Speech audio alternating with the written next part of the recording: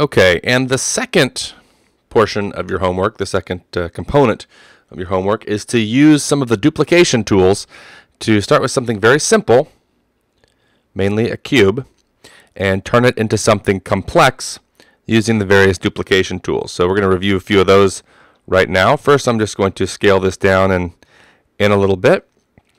I think I'd prefer that everyone just work with a cube. If you want to scale it or change the basic shape, let's turn off symmetry here.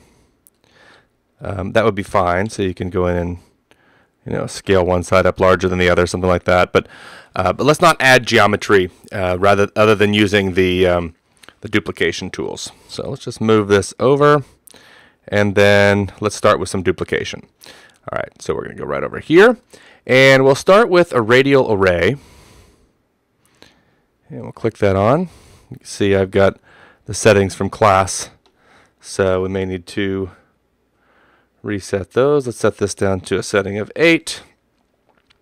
And let's just set our end angle to 360 and no offset. Okay, so that's probably what yours will look like, something like this. You can see I can decrease the number to get different shapes. But let's start with that. And then let's do another duplication, this time clone.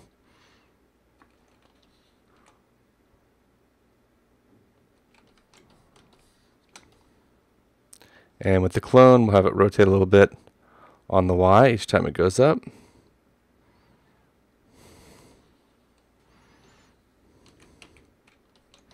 So that could be an interesting shape.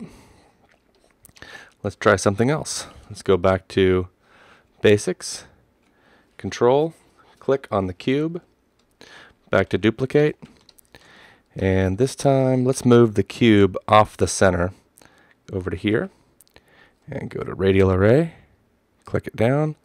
We want it on the Y-axis. Let's just make a bunch of copies until it goes to like that. That looks fine. And now let's try this. Let's go to Clone and go straight up on the clone here. And you can see our rotation. It's given us a very interesting spiraled column, but I'm actually going to change this also to change the scale. And let's scale it in by 50%, 50%. And you can see, oops, you can see it scales down very rapidly. So let's set that to 95% and 95%. Okay, that's more interesting. There's another interesting shape. So just play around with the different settings. You can see, again, just starting from a cube, you can create some very interesting patterns very, very quickly. So see what you can come up with. And next class, we'll be taking a look at your creations, whether it is it should be both your sculpt and your duplicated mesh. Let's go ahead and do this. Let's try and move this into place. Put that there.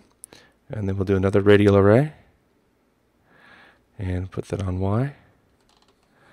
See how quickly you can do some interesting things?